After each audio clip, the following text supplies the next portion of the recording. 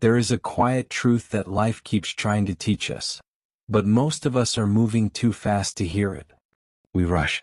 We grip. We chase outcomes as if our worth depends on arriving somewhere specific, at a specific time, in a specific way. But life is not a race. It's a river. And rivers don't respond to force. They respond to presence. Today I want to share a story that changed me. A story that taught me what it truly means to trust the flow. I was in India, a place where the air itself feels ancient, where every sunrise carries the weight of 1,000 years of wisdom. One morning I walked along the shoreline. The ocean was wild, powerful, almost intimidating. Waves crashed with a force that made you feel small, and yet somehow deeply connected. And then I saw him. A man walked straight into the ocean, calmly, slowly, until the water swallowed him completely. He disappeared. No struggle. No panic. Just gone. My heart stopped. I thought he was drowning. But then, minutes later, far beyond where I expected, I saw a small shape rising with the waves. It was him, floating effortlessly, letting the water carry him. Eventually, he drifted back toward the shore, as if the ocean itself had decided to return him. When he stepped out, I asked him, "Weren't you afraid? Did you lose control?" He smiled, the kind of smile that only comes from someone who has made peace with life. And he said, "I don't swim against the water. I swim with it. When I relax, the current does the work. If I fight it, I go down immediately." That sentence has lived in my mind ever since. Most of us live our lives like we're fighting the ocean. We think control equals safety. We think speed equals progress. We think outcomes define our value. But the truth is, the more tightly we grip, the more life slips through our fingers. Control is exhausting. Rushing is a form of self-abandonment. And attaching yourself to a specific outcome is like trying to command the tide. Life is not asking you to dominate it.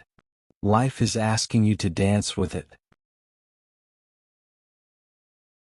Here's the part we forget. You are not a random accident. You are not a background character in someone else's story. You are a thread in the fabric of the universe, and without you, the pattern would not be the same. Your timing, your path, your presence, they matter. The universe is not in a hurry. Stars take millions of years to form. Trees grow rings slowly, silently. The ocean doesn't rush its waves. Why should you rush your becoming? You are unfolding exactly as you're meant to. Not too late. Not too early. Right on cosmic time.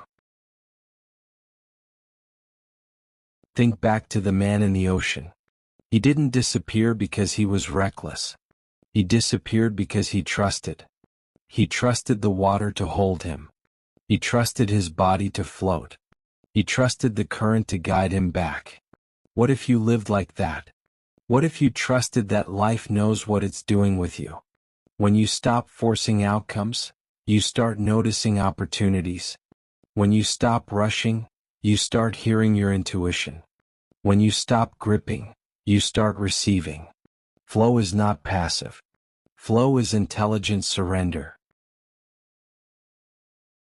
There is a moment, a quiet, sacred moment, when you finally release the tension you've been carrying. The tension of "I should be further." The tension of "I need this to happen now." The tension of "what if it doesn't work out?" And in that moment, you rise. Just like the man in the ocean. Just like anything that stops fighting the water.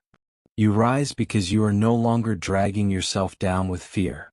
You rise because you remember who you are, a part of something vast, intelligent, and beautifully orchestrated. So here is your reminder. Do not rush life. Do not cling to outcomes. Do not fight the current. You are not behind. You are not lost. You are not late. You are being carried. Relax into the flow. Trust your timing. And remember, the universe is not complete without you.